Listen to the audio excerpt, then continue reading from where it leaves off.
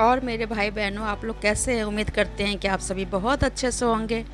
अक्सर क्या होता है, घर में जब कोई सब्ज़ी नहीं होती है तो समझ में नहीं आता है कि हम क्या बनाएं।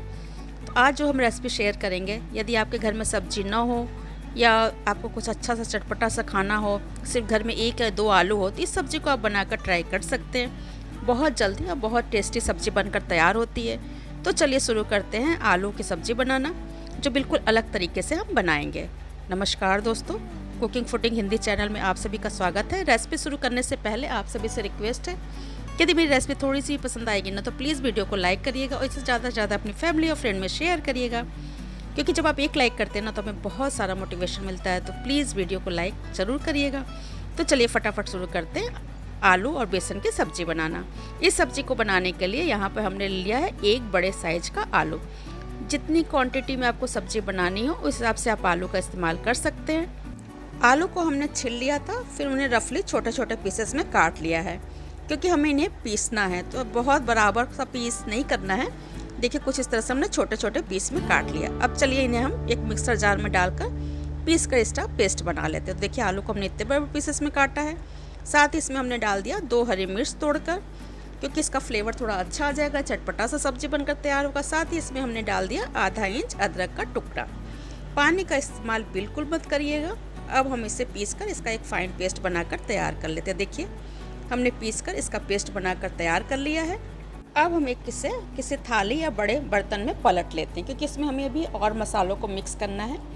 इस सब्जी में ना आलू का इस्तेमाल आप बहुत ज़्यादा मत करिएगा, क्योंकि जब आलू की क्वांटिटी ज़्यादा हो जाएगी ना तो आपको बेसन की क्वांटिटी भी बढ़ानी पड़ेगी। देखिए, पेस्ट को हमने एक उसमें बड़े बर्तन में निकाल लिया। इसमें हमने डाल दिया 1/4 चम्मच हल्दी पाउडर।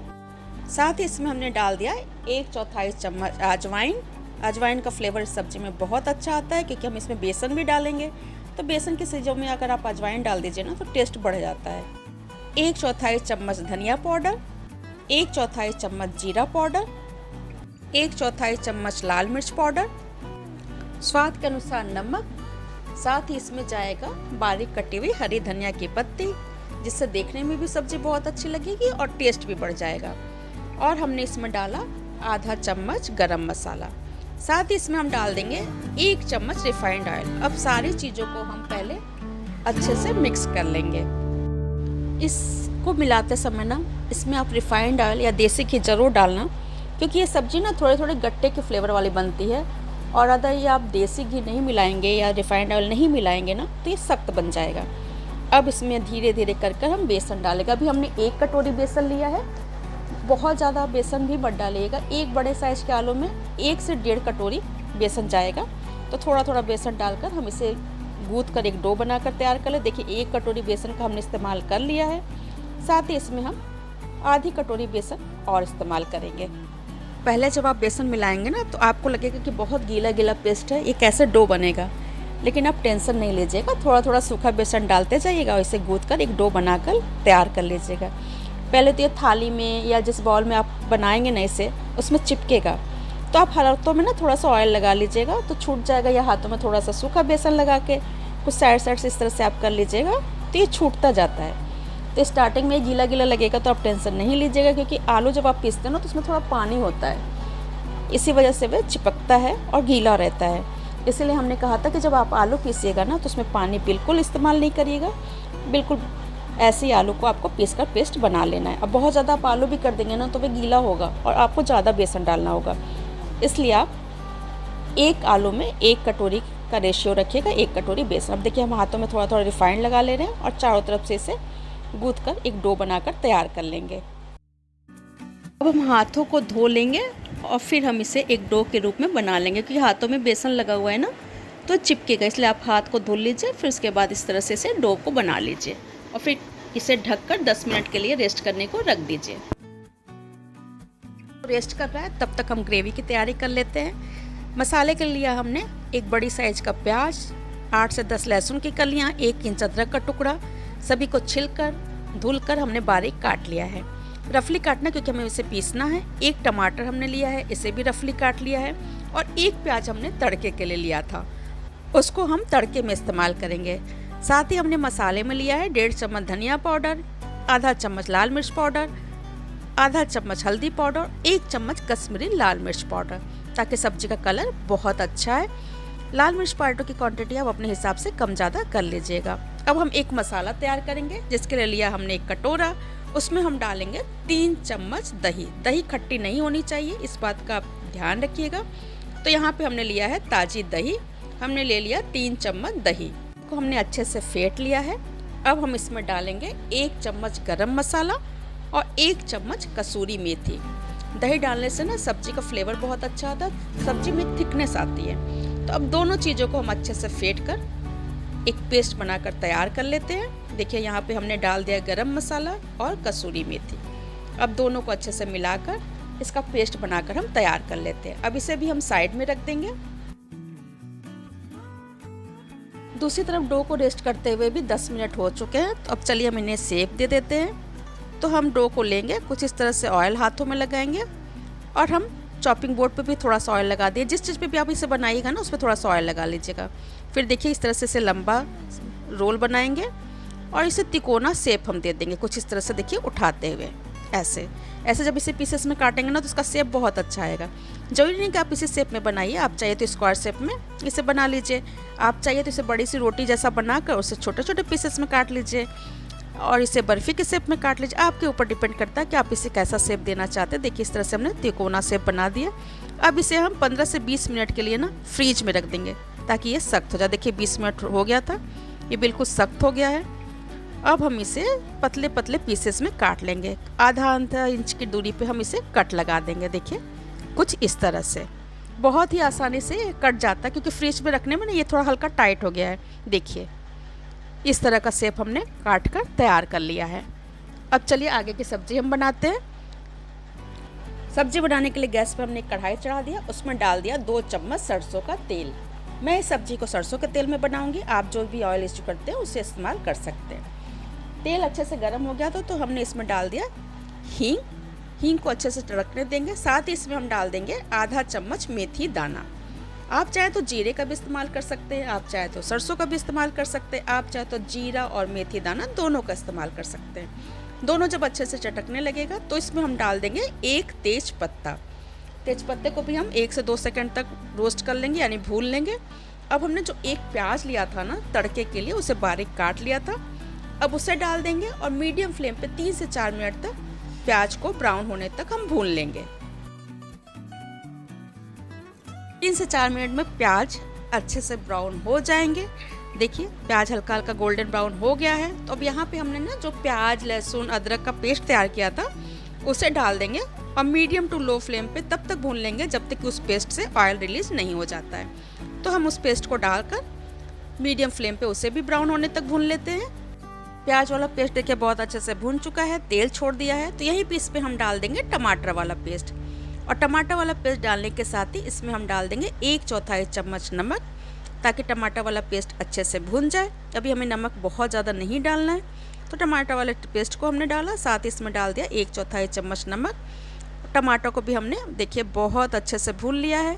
अब हम इस पर डाल देंगे जो हमने मसाला लिया था ना, धनिया पाउडर, हल्दी, लाल मिर्च पाउडर, कश्मीरी लाल मिर्च पाउडर, उसे डालेंगे। साथ ही जिस मिक्सी में हमने ना टमाटर को पीसा था उसमें हमने 2 चम्मच पानी डाल दिया था, उसे भी डाल देंगे इस मसाले के साथ। और मीडियम टू लो फ्लेम पे 6 से 7 मिनट तक मसाले को हम अच्छे से भून लेंगे। पानी इसलिए डालेंगे ताकि मसाला जलने ना पाए और मसाला बहुत अच्छे से भून जाए। तो चलिए इस मसाले को हम 6 से 7 मिनट तक मीडियम टू लो फ्लेम पे भून लेते हैं। मसाले को भूनते हुए 6 से 7 मिनट तक हो चुके हैं। देखिए मसाले ने तेल छोड़ दिया है, मसाला बहुत अच्छे से भून चुका है। बीच में हमने कई बार चला दिया था। तो यहाँ पे हम गैस को कर देंगे बिल्कुल लो और डालेंगे इसमें दही वाला पेस्ट।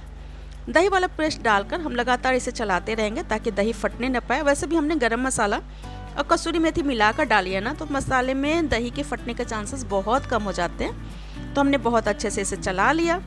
अब गैस का फ्लेम लो करके कवर करके इसे 5 से 6 मिनट तक भून लेंगे। देखिए दही को भी भूनते हुए हमें 5 से 6 मिनट हो गए। देखिए तेल देख रहे हैं चारों तरफ कितना अच्छा तेल छोड़ दिया है।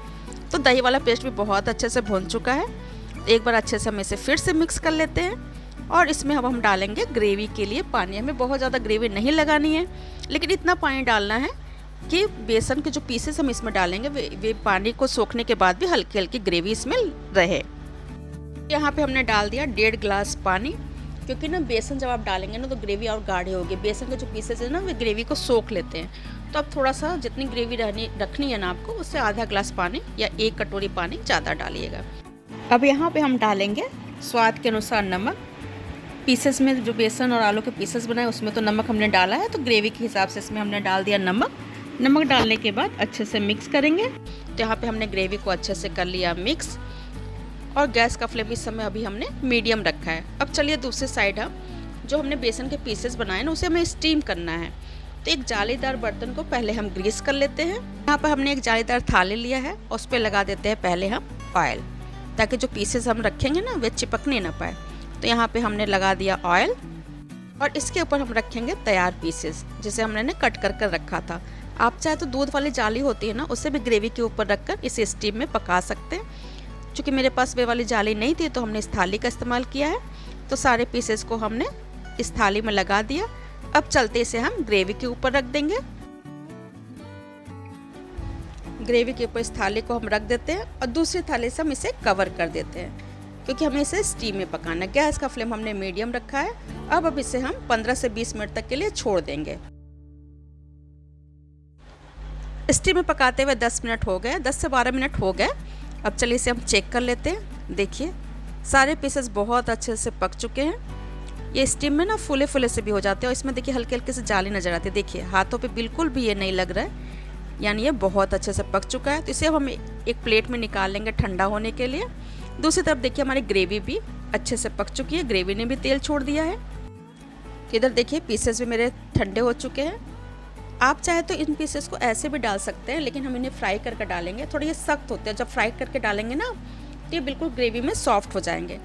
तो ग्रेवी को हम दूसरे साइड कर देते हैं और इसे चलते हैं फ्राई कर लेते हैं। फ्राई करने के लिए गैस पर हमने एक कढ़ाई रखी, उसमें हमने डाल दिया है ऑयल। अब ऑयल को अच्छे से गर्म हो जाने देंगे, क्योंकि हम इसे सरसों के तेल में फ्राई कर देंगे। तो हमने यहाँ पर डाल दिया ऑयल। अब ऑयल को अच्छे से गर्म हो जाने देते हैं। तो यहाँ पर धीरे धीरे कर हम सारे पीसेस को फ्राई कर लेते हैं। गैस का फ्लेम हमने मीडियम रखा, क्योंकि ऑयल बहुत अच्छे से गर्म हो चुका था। तो इसे उलटते पलटते हुए गोल्डन ब्राउन होने तक हम फ्राई कर लेंगे। जब इस तरह से आप फ्राई करके डालेंगे ना तो सब्जी में इसका टेस्ट भी आ जाए और ये सॉफ्ट भी हो जाते हैं। आप चाहे ना दोनों फ्राई करने के बाद चटनी के साथ इसे स्नैक्स के रूप में खा भी सकते हैं। ये बहुत टेस्टी लगते हैं खाने में, क्योंकि इसमें हमने मसाले वसाले का इस्तेमाल किया ही है, तो बहुत ज़्यादा टेस्टी लगते हैं। तो देखिए हल्के हल्के गोल्डन ब्राउन होने लगे हैं। तो अब हम इन्हें प्लेट में निकाल लेते हैं और बाकी के बचे हुए पीसेस को भी कुछ इसी तरह से हम फ्राई कर लेंगे।